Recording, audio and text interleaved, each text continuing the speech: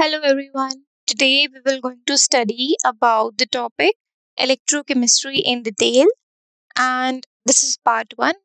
Let's start. Disclaimer which says the images used in our slide deck are for educational purposes only. We respect the intellectual property rights of original creators and owners of these images. If you are the owner of any of the images used in this deck and have any concerns or issues, please contact us at sathee@iitk.ac.in and we shall remove the images. So this is our index slides and these are the major topics which we will going to cover today, in which it includes metallic and electrolytic conduction, conductivity or specific conductance, molar conductivity, equivalent conductivity, electrolysis, Faraday's laws of electrolysis, Kohlrausch law, electrochemical cell, or electrode and half cell. Let's start with our first topic, that is metallic and electrolytic conduction. The substance which can conduct electricity are called conductors. On the basis of species that conduct electricity or current, conductors are of two types. First, metallic or electronic conductors. Second, electrolytic conductors.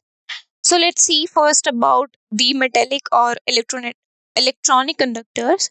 They can conduct current by transfer of free electrons. This process is known as metallic conduction. If you relate to the basic definition of metal also, metal is the one that can easily release electrons, right? Free electrons. So similarly, in the metallic conductors, they conduct current by the transfer of free electrons, and the process is known as metallic conduction. The second type of conductor is electrolytic conductors, and they can conduct current by the mobility of ions. So in the electrolytic conductors, ions mobility is included, and this process is known as electrolytic conduction. So conductance in the electrolytic solution, the power of an electrolyte to conduct electric current is called conductance or conductivity. So for any electrolyte, the power of that electrolyte to conduct electric current through it is called conductance or conductivity. Just like the metallic conductors, electrolytic solution also obey Ohm's law. Okay. And the reciprocal of resistance is called conductance, represented by G. So G, that is conductance, is equals to reciprocal of resistance. Resistance is represented by R, so it is equals to 1 by R. And its unit is mho, mho, or ohm inverse, or Siemens, represented by S alphabet. Okay. Okay, let's see the basic definitions of conductivity or specific conductance represented by kappa. The resistance of any conductor varies directly as its length and inversely as its cross-sectional area. What we are saying in the equation, we are saying that the resistance is directly related to the length L and inversely related to the cross-sectional area of a wire or a surface, that is A. Area represented by A. So if we remove this proportionality sign, we introduced a constant which is known as resistivity or specific resistance. So R is equals to rho L by A. L is the length, A is the cross-sectional area, and rho is resistivity or specific resistance, and R is the resistance. If L is equals to 1 centimeter and A, that is area, is equals to 1 centimeter square, then R will become equal to rho, because 1 is L, 1 is area, 1 will cut out to the 1 and R will become equal to rho. Okay. Therefore, kappa will become equal to 1 by rho, which is equals to L by A times G, that is conductance. So we just intermix the resistance, specific conductance and resistivity formula together, to get the formula of specific conductance kappa.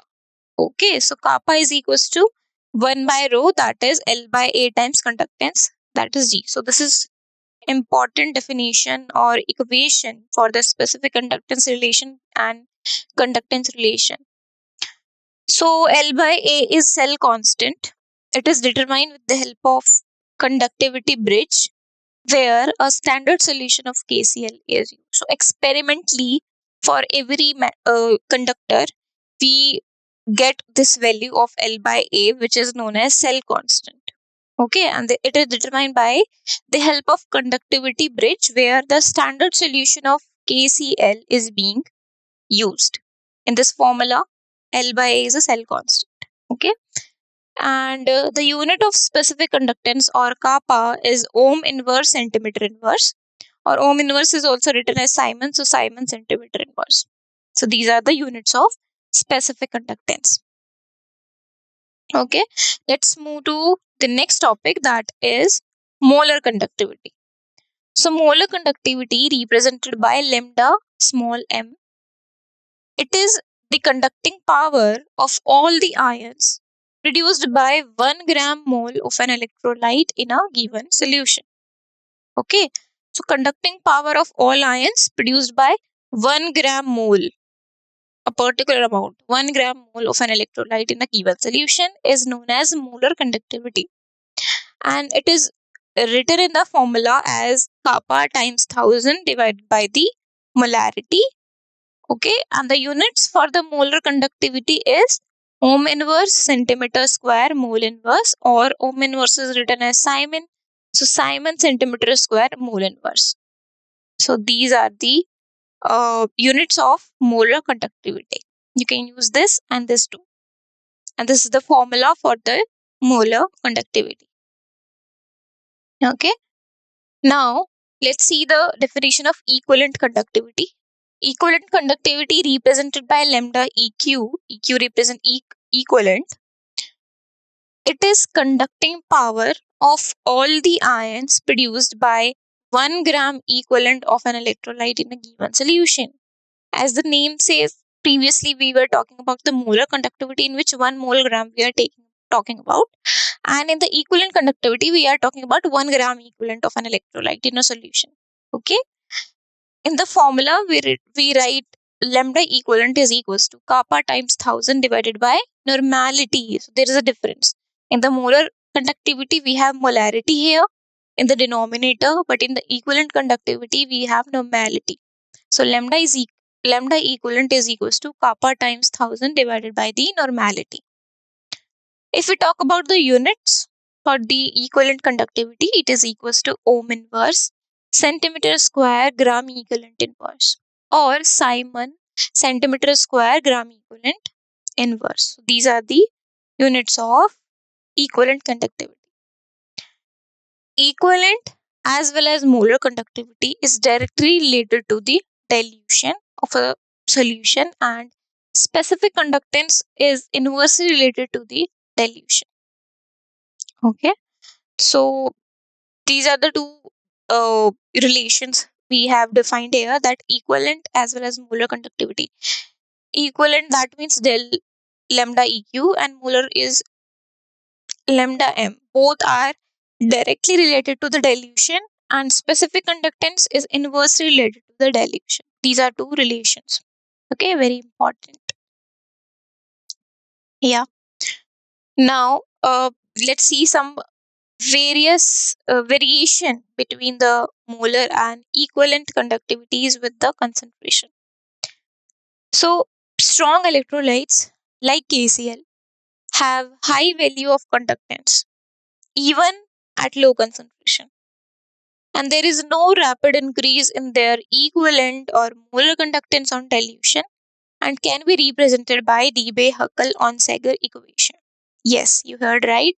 Debye-Huckel-Onsager equation is the equation which we use to represent the molar conductance or equivalent conductance of a solution in which there is a concentration is very low, right? And we use the strong electrolytes like KCl. The equation is lambda m is equals to lambda naught m. minus AC to the power half, where lambda m is molar conductivity, lambda naught m is limiting molar conductivity, A is the Huckel constant, and C is the concentration, whose power is half. Okay, so the variations, the variable we use in this equation of Huckel-Onsager equation, the lambda m is molar conductivity, lambda naught m is limiting molar conductivity, A is the Huckel constant, and C is concentration. Okay, this is important. Huckel-Onsager equation. Yeah. So let's see the variation of molar conductivity with concentration under root C for strong and weak electrolytes. So in case of weak electrolytes like acetic acid, it have a low value of conductance as it is a weak electrolytes at high concentration, right? And there is a rapid increase in the value of equivalent conductance or molar conductance with the dilution, because we have just studied the relation between the equivalent or molar conductance and dilution. They are directly related. So as we uh, increase the value of equivalent conductance or molar conductance, the dilution will also increases, or as we increase the dilution, the molar conductance or equivalent conductance rapidly increases. Okay.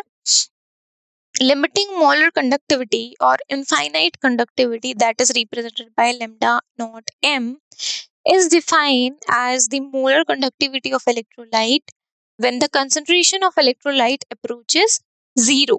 So around the zero, when the concentration is approaching zero, going to zero, or at infinite dilution, the concentration or the conductivity is represented by lambda naught m. Okay, which is known as limiting molar conductivity. We have given two graphs here, one for the strong electrolyte and one for the weak electrolyte. You can see clearly that on the y-axis we have molar conductivity, on x-axis we have under root C, right? So in case of the weak electrolyte, like acetic acid, there is a rapid increase in the value of equivalent conductance or molar conductance with the dilution, right? And you can see in the case of KCl, strong electrolyte, the lambda m is inversely related to the concentration. As we are increasing the concentration, the lambda m is decreasing, molar conductivity is decreasing. You can see clearly in these two diagrams. Okay. Now, let's see what is electrolysis. Electrolysis is the process of decomposition of an electrolyte by the passage of electricity through its aqueous solution or molten state.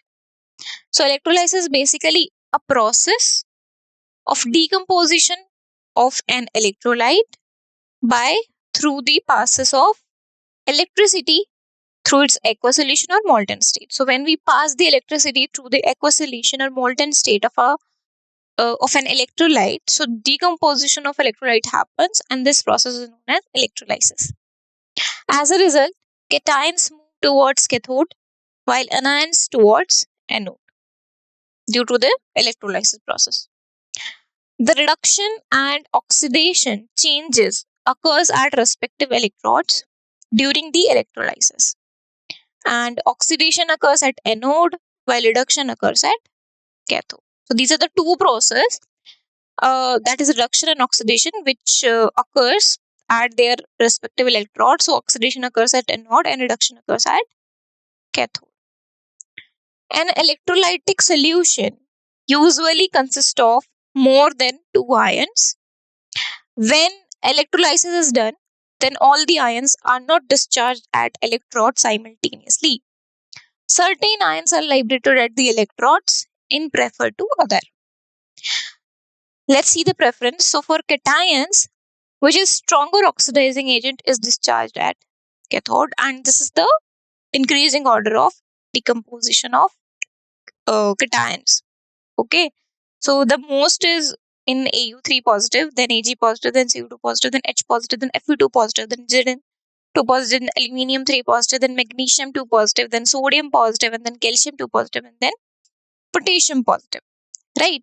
So for the cations, which is stronger oxidizing agent, the stronger oxidizing agent discharge at the cathode more, right? And the order of the decomposition, increasing order is given by this for the cations.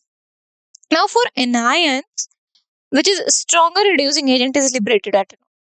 So if two anions are present, the one which is a stronger reducing agent liberated at anode, and the increasing order of discharge is given in this order, that is most in I negative, then Br negative, then chlorine negative, then OH minus, then NO3 2 minus, then SO4 2 minus. Okay, so this is the increasing order of discharge in the case of anion, and this is the increasing order of decomposition in the case of cation. Okay, so in the case of cation, the most oxidizing agent discharge at cathode. In the case of anion, the most stronger reducing agent is liberated at anode. Okay. Now let's see the Faraday's laws of electrolysis for understanding the electrolysis more clearly. So according to the Faraday law of first law of Faraday, the amount of chemical change produced is proportional to quantity of electric charge passing through an electrolytic cell. That is, W is directly related to Q. And if let me tell you that W is mass of the metal deposited per gas liberated in grams. That is mass. W is mass basically of metal deposited, and Q is charge in coulomb. We can write, remove this proportionality sign and introduce a constant Z. So W is equals to ZQ. Z is electrochemical equivalent, which is also equal to equivalent weight divided by 96500 coulomb. And equivalent weight is defined as atomic weight divided by valency. And Q can be written as I cross T. I is current in amperes and T is time in seconds. So W is equals to Z I T. I is current, T is time in the seconds, Z is electrochemical equivalent. Okay. Now 1 Faraday is equals to charge of 1 mole of electrons, that is 1F is equals to Avogadro's number times the charge of electron. 6.022 times 10 to the power 23 Avogadro number times charge of electrons, that is 1.6 times 10 to the power minus 19, and it is equals to 96500 coulomb approximately. So 1 Faraday is equals to 96500 coulomb. Number of gram equivalents is equals to number of Faradays of electricity. Other form of Faraday first law expressions are W is equals to ZQ, as we just derived. It can also be written as E by F times Q. Z can be written as E by F times Q. And it can also written as Q by F times M by Z. Okay. And Q is equals to IT. So IT by F times M by Z. Now 1 Faraday or 96500 coulomb or 1 mole of electrons cause the reduction of 1 mole of monovalent cation or 1 by 2 mole of divalent cation. So this is a concept, this is an important concept. While solving the questions, we use it, that 1 Faraday or 1 mole of electron cause the reduction of 1 mole of monovalent cation or half mole of divalent cation. Divalent cation means having 2 charge or having 2 valency. Okay, so this is important concept. Okay, now according to the second law of Faraday, the number of equivalents of any substance produced by a given quantity of electricity during electrolysis are same. That is, in the equation we can write WA divided by WB is equals to EA divided by EB, where WA is deposited mass of substance A because A is written in the subscript. WB is deposited mass of substance B. EA is equivalent weight of A. EB is equivalent weight of B. So what second law of Faraday said, that the number of equivalents of any substance produced by a given quantity of electricity during electrolysis are same. So in the ratio, we can write it as this. This is the equation given by the second law of Faraday, derived from the second law of Faraday. So now from the second law of Faraday, let's move to the Kohlrausch law. What it says, it states that molar conductance at infinite dilution for any electrolyte is the sum of contribution of its constituent ions, that is anions or cations. Okay, so we can write that lambda naught m is equals to lambda naught of anion plus lambda naught of cation. This is Kohlrausch law. Okay, this is important, and it says that molar conductance at infinite dilution for any electrolyte is sum of contribution of its constituent ions, that is anion and cations. Let's take an example that lambda naught m for CH3COH, an acid, is given by lambda naught m of CH3CO minus plus lambda naught C of H positive. And similarly, for Al2SO4 whole thrice, lambda naught m is given by twice of lambda naught C of Al3 positive plus 3 times lambda naught A of SO4 2 negative. Okay, so this is basically lambda naught A or lambda naught C is basically molar conductance, right, for anion and for cation respectively. That's why we are writing AC in the subscript, but definition is same. Okay, the meaning is same. We are writing A and C for cation. That's the molar conductance of cation or molar conductance of anion. Okay, so these are the examples for the Kohlrausch law, and this is the equation given by the definition of Kohlrausch law. Okay, now let's see the applications of Kohlrausch law. So it is used for determination of equivalent or molar conductivity at infinite dilution in the ionic substances, right, in the ionic compound. And it is also used in the determination of degree of dissociation. So degree of dissociation alpha is given by molar conductance at a given concentration divided by molar conductance at infinite dilution. Given concentration divided by infinite dilution. That is, alpha is equals to lambda Cm at a given concentration, like at C concentration, lambda m divided by lambda m at infinite dilution. Okay, so degree of dissociation we can also count by using the Kohlrausch law, because we can use the equivalent and molar conductivity in this formula of degree of dissociation. It is also used for the calculation of dissociation constant of a weak electrolyte.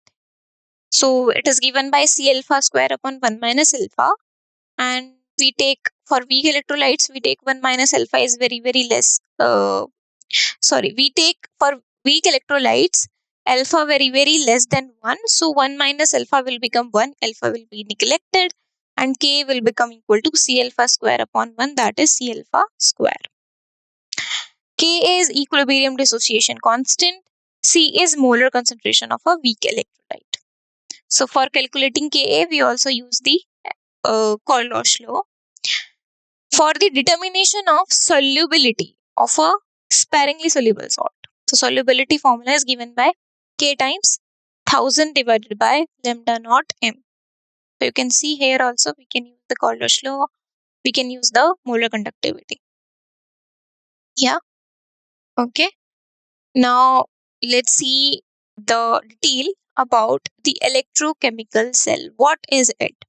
So a cell, first of all, let's talk about the cell. So a cell is an arrangement in which two electrodes are fitted in same electrolyte, or in which two different electrolytes are joined by salt bridge. So there are two cases. A cell is an arrangement of either two electrodes fitted in the same electrolyte, or two different types of electrolytes are joined by a salt bridge. Okay. Now, cells are of following two types. First is electrolytic, second is galvanic or voltaic. Electrolytic cells is a device in which Electrolysis, chemical reaction involving oxidation and reduction. Okay, electrolysis, we studied electrolysis. So, electrolytic cell is a device in which electrolysis is carried out by using electricity, or in which conversion of electrical energy into chemical energy is done. So there are two definitions of electrolytic cell. We can define electrolytic cell by using either of them. First one, that it is a device in which electrolysis happen. Okay, in which electrolysis process is carried out using electricity. Second definition, that in the electrolytic cell, the conversion of electrical energy into chemical energy is done. This is the reaction H2SO4 in the acidic medium, diluted acidic medium. We have H2O plus O2 plus dilute H2SO4. Okay. Second type of cell is galvanic or voltaic cell.